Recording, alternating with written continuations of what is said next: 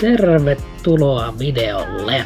Tänään olisi nyt sitten tarkoitus suorittaa ensimmäinen tulisuushaaste. Yhdellä videolla esittelin ja nyt sitten olisi vuorossa tämä One Chip Challenge Pugin tulisuushaaste. Tämän tuotteen olen tilannut eBaystä, koska silloin kun tätä katselin valmistajan sivuilta, niin nämä olivat täysin loppuun myytyjä. Ja tämä on siis tosiaan tämän 2020 versio. Ja tämähän oli nyt sitten tuotepaketti, eli siinä oli tämä arkun muotoinen sipsilaatikko. Ja sitten oli tällainen tarra. Ja tämmöinen punainen hikinauha. Ja sitten vielä tällainen. Ja Amerikan puolelta tämä on sitten tullut tämä tilaus. Ja sitten tähän kyseiseen laatikkoon. Eli tällainen on tämä kyseinen sipsipussi. Täällä sisällä on tällainen flyeri, missä lukee Champion tuotteita ja sitten, että kuinka kauan olet pystynyt kestämään. Sitten tämän arkun sisältä löytyy, että mitä odottaa. Mausteinen isku kieleen, tulinen koukku leukaan, näön heikentymistä ja vatsakramppeja. Ja sitten, oletko valmis haasteeseen? Ja säännöt ovat: syö kokonainen sipsi, odota mahdollisimman pitkään kuin voit ilman juomista ja syömistä. Suorituksen jälkeen julkaiset tämä video sosiaalisessa mediassa #OneChipChallenge ja mainitse @PugyChips.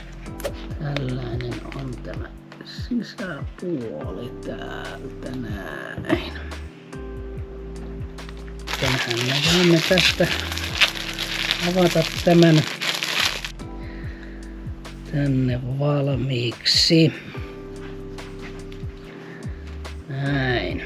Sitten tähän itse tuotteeseen. Katsotaan mitä täältä löytyy.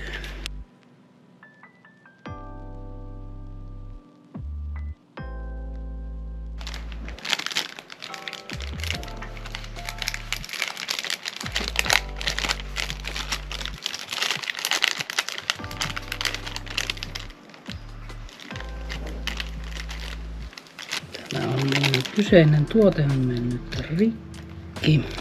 Ei oikeastaan tuoksua ole sillä tavalla ollenkaan. Sitten vaan syömään.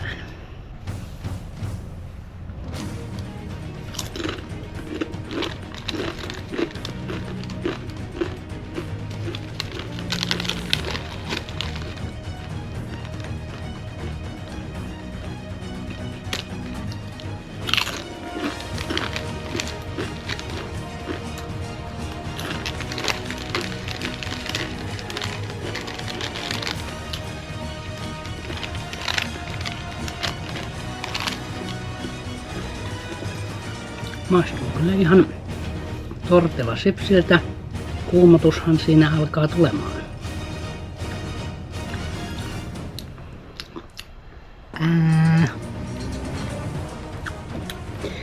Laitetaan tuosta vielä tuo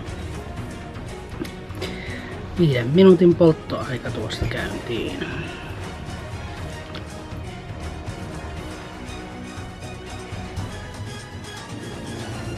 Tuliselta vaikuttaa.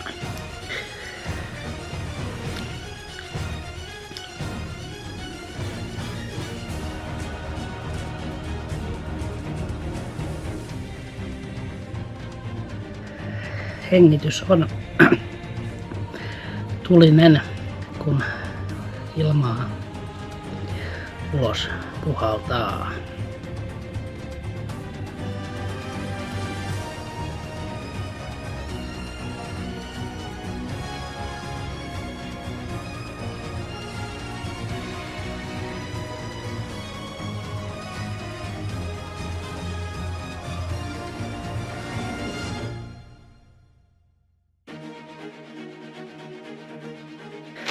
Tässähän olen ottanut vähän tietoakin tästä ylös, eli tämä Bucky on tämmöisen amerikkalaisen Amplify Snake Brands tuote, joka on 2016 tullut markkinoille nimellä Carolina Reaper Madness. Ja on ollut tämmöisessä Wall of Infamy -kilpailussa. Ja 2020 tämä sitten muotoon siirtyi tähän One Chip Challenge 1 sipsin haasteeksi. Ja tähän vielä sitten Carolina Reaper chilin lisäksi on lisätty Scorpion chiliä ja Chihuahua chiliä.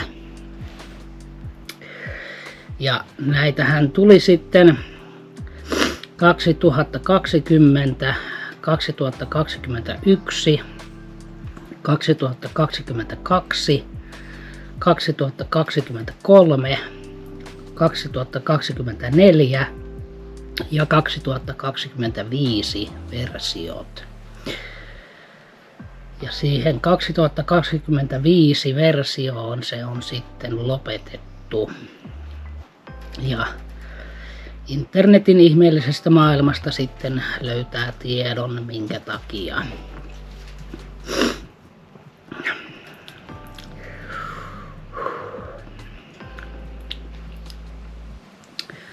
Kyllä tämä